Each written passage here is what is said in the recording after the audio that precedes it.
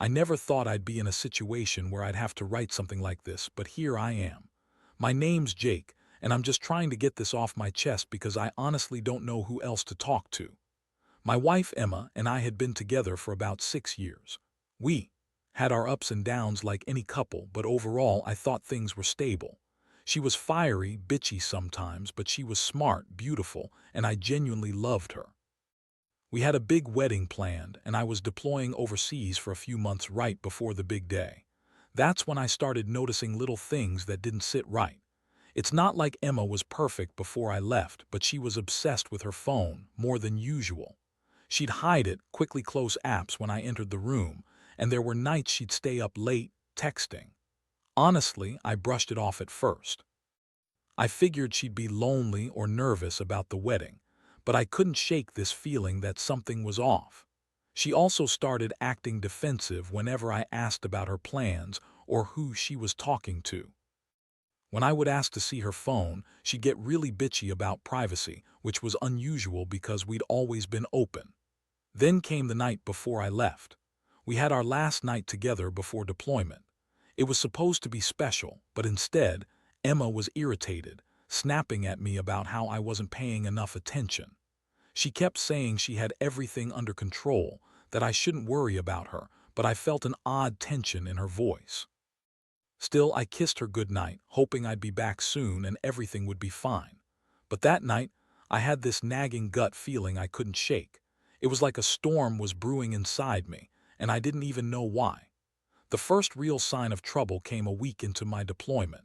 I was busy with work, but I kept getting these strange, fleeting thoughts about Emma. I'd catch myself checking her social media or wondering if she was really alone. One night I decided to check her messages, just a quick peek, bad idea I know.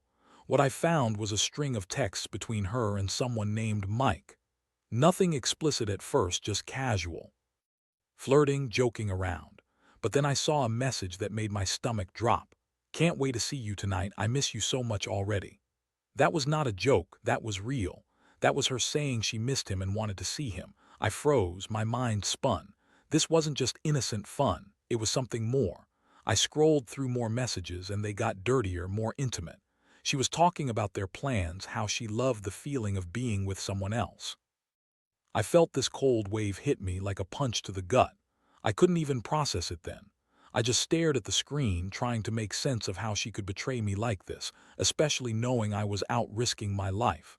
That's when it hit me. This wasn't some accidental slip-up. Emma was actively lying, sneaking around, and hiding her affair from me. I spent the next few days in silence, trying to figure out what to do. Part of me wanted to confront her immediately, but I knew I needed to be sure. I kept digging through her social media, her texts, anything I could find. Every new piece of evidence only confirmed what I feared. Emma was cheating, and she was doing it with my supposed best friend, Ryan. Ryan was supposed to be my guy, someone I trusted. We'd been buds for years. Now I found out he was screwing my wife behind my back. The betrayal hurt more than I can put into words. It was like a knife twisting in my chest every time I thought about it. I felt stupid for trusting her, stupid for thinking I was coming home to someone I could rely on. I remember sitting outside one night staring at the stars, feeling completely numb. My mind was racing with questions. How long had this been going on? Did she ever really love me? Was I just a second thought? And the worst part, I was about to see her in person in a few hours. They had a photo shoot scheduled for our wedding day, and I was supposed to be there with her, smiling, pretending everything was fine. But the truth was, I was shattered. I knew the moment I saw her that I couldn't go through with the wedding. I couldn't pretend to be happy with her while knowing she was with Ryan. It was a sick, twisted joke, and I didn't want her to get away with it, not without paying a price. The morning of the wedding photo shoot, I woke up feeling like I'd been hit by a truck. I knew I couldn't go through with it, not like this. Not when my world was crumbling around me. I had to see her, had to face her, even if it meant ripping my heart out in front of everyone. I got dressed, but I couldn't shake the sick feeling in my stomach. Every step I took toward her, I was weighing the chaos inside me. I told myself I'd keep it together, I had to. But deep down, I knew that once I saw her, everything was going to change. When I arrived at the location, Emma was already there, holding her bouquet, smiling sweetly for the camera. Her hair was perfect, her makeup flawless, like she wasn't hiding a monster beneath that pretty face. I approached her slowly, trying to keep my expression neutral, but I could see her eyes flicker with something: fear, guilt. I wasn't sure anymore. She turned to me, fake smile plastered on her face, and tried to act like everything was normal. That's when I saw her phone peek out of her purse. I didn't want to do it, but I knew I had to. I reached for it, quick and quiet, before she could react. Her eyes widened when she saw what I was doing. "Jake, what the hell are you doing?" She snapped, her voice high-pitched and accusing. I didn't say anything at first. I just opened her messages. And that's when I saw it all, their entire conversation laid out like some sick, twisted script. She'd been lying to me the whole time. The texts, the photos, everything. Emma's mouth opened, but no words came out. She stammered, tried to lie her way out, telling me it was just some mistake, that Ryan was just a friend that I didn't understand. She said I was overreacting, that I was paranoid, but I knew better. I had the proof right there. I could feel my chest tighten. My hands trembled with anger and hurt. I looked at her and said, "You're cheating on me, Emma, with Ryan." "How long has this been going on? How many times?" She tried to deny it, to cover her tracks, saying it was just sex, that it meant nothing, that she loved me, that I was crazy to think she'd do something like this. But I knew better. I saw through her lies. I saw her face twist with rage and defiance when I confronted her. That's when she spat out, "You're just away all the time, Jake. You don't understand what I needed. Ryan gave me what you couldn't: attention, passion. Maybe you should think about that before you judge me." I was stunned, furious, heartbroken. I felt like I was losing my mind. How could she justify it? How could she turn this around on me like I was the one who was at fault? But I kept my composure because I knew I needed to be careful. I told her I was done, that I couldn't be with someone who lied and cheated and played me for a fool. I left the photos and messages right there on her phone. Then I turned and walked away, not bothering to wait for her to say anything. I needed space. I needed to breathe. The rest of that day was a blur. I sat in my car, staring at the skyline, feeling 1,000 different emotions: rage, sadness, confusion, betrayal. I kept replaying her words, her lies, and the way she looked at me while she was lying. I knew I had to do something, but I didn't want to act impulsively. I knew I couldn't just confront her and then pretend we could somehow fix this. My mind was racing with ideas. What kind of revenge would be fitting? I wanted her to feel the pain of betrayal, to understand what she'd done to me. I promised myself I wouldn't let her get away with it without consequences. Whatever I did next, it had to be cold, calculated, and final. I didn't want her to see me as the fool anymore. I wanted her to see that I was done being the punching bag for her lies. And as I sat there, watching her smile for the camera, I knew the worst was yet to come. I didn't just want to leave her. I wanted her to regret every second she ever lied, cheated, and played me like a fool. That's what this was about: revenge, retribution, and reclaiming what was mine. After that day, everything changed. I couldn't look at Emma the same way, not after I saw her true face. I thought about her lies, how she'd been manipulating me, and I felt this overwhelming mixture of anger and disappointment. It was like I'd been punched in the gut again, only this time by someone I loved and trusted. I knew I had to come up with a plan, something that would hit her where it hurt and make her realize she couldn't get away with betraying someone like me. I didn't want some messy, emotional blow-up that would just blow over. I wanted her to feel the consequences of what she'd done. Over the next few days, I gathered my thoughts. I kept everything she ever sent me, everything she ever said to Ryan, all the photos, all the texts. I didn't want to just walk away. I wanted her to see that I knew everything and that I wasn't some fool to be easily discarded. I started thinking about how I could turn her own lies against her, make her regret she ever crossed me. I knew her personality. She loved to lie, to manipulate, to act like she was the victim. But I also knew that she hated being exposed, especially when it came to her secrets. That's when I decided I'd use her own game against her. I reached out to Ryan. I didn't confront him directly, not yet. Instead, I played it cool, making him believe I was just trying to understand what was going on. I told him I'd found some texts and I was hurt, confused, and wanted to hear his side. That was a lie, of course. I already knew everything, but I wanted to see what he'd say. And to my surprise, Ryan didn't deny much. He admitted they'd been seeing each other, that Emma had been different lately, more aggressive, more desperate for something. I could tell he was nervous, maybe even guilty. That's when I decided that I'd make him pay too, because betrayal wasn't just Emma's game, it was theirs together. The plan started forming in my mind. I knew Emma would try to deny everything or blame me for her actions like she always did. She was good at twisting things around, making herself look innocent while she stole my trust, my love, and my future. I wasn't going to let her do that anymore. I wanted her to see the damage she caused, not just to me, but to herself. I started setting the stage for her downfall. I made sure to keep my distance, act like I was still trying to salvage things. Meanwhile, I was gathering evidence, planning every move carefully so she wouldn't suspect a thing. One night, I decided I'd push her. I told her I was coming home early from deployment, that I wanted to surprise her. She pretended to be happy, but I saw the flicker of panic in her eyes. That's when I told her I knew everything about Ryan, about her lies, about her betrayal. Her reaction was priceless. She tried to deny, to lie her way out of it. She called me crazy, said I was paranoid, that I had no proof. But I did. I had everything, screenshots, messages, photos, ready to unload. I saw her face twist with rage, then with tears, then with that bitchy, defiant look she always wore when she thought she could get away with something. I laid everything out on the table. Her lies, her cheating, her manipulation. Her face turned red with fury and shame. She yelled, cursing me out, saying I was overreacting, that I was jealous, that Ryan meant nothing, that she loved me. But I wasn't buying it.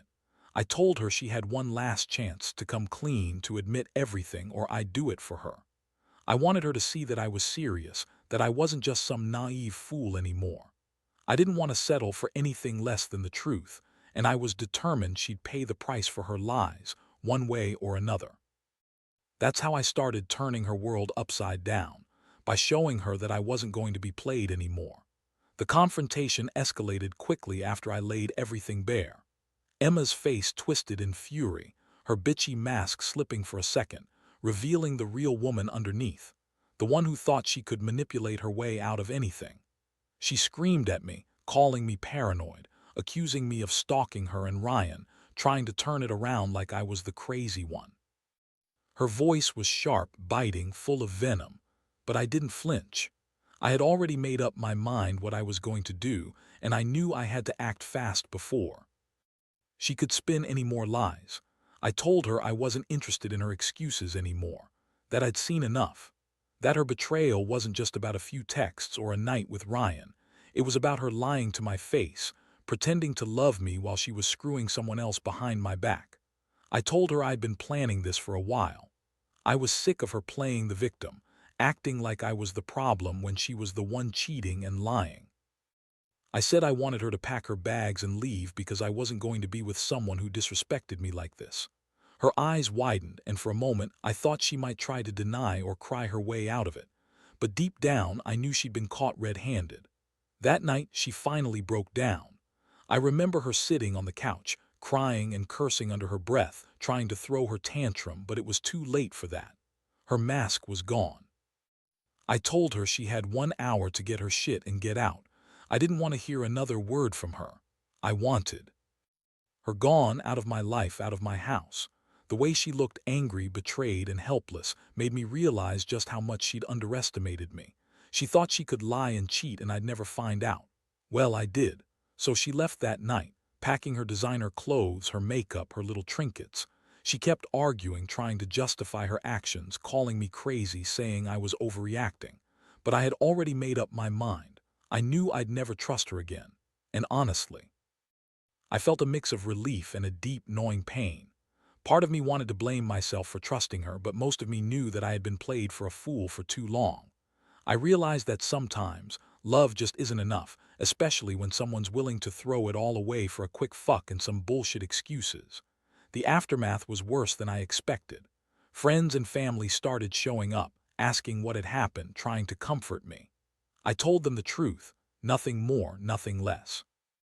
I didn't want to sugarcoat it. I was hurt, humiliated and furious.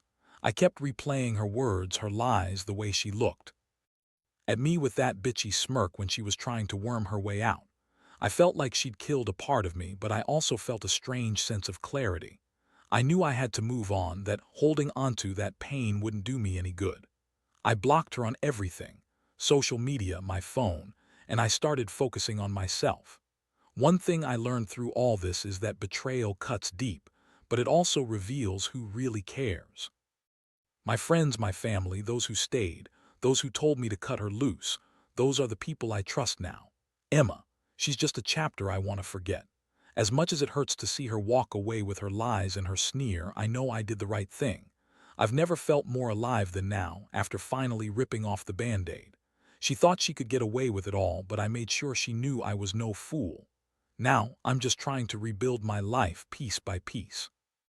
It's not easy, and I won't lie, I still get angry sometimes. But I also feel free. Free from her bullshit, her lies, her fake bitchy smile.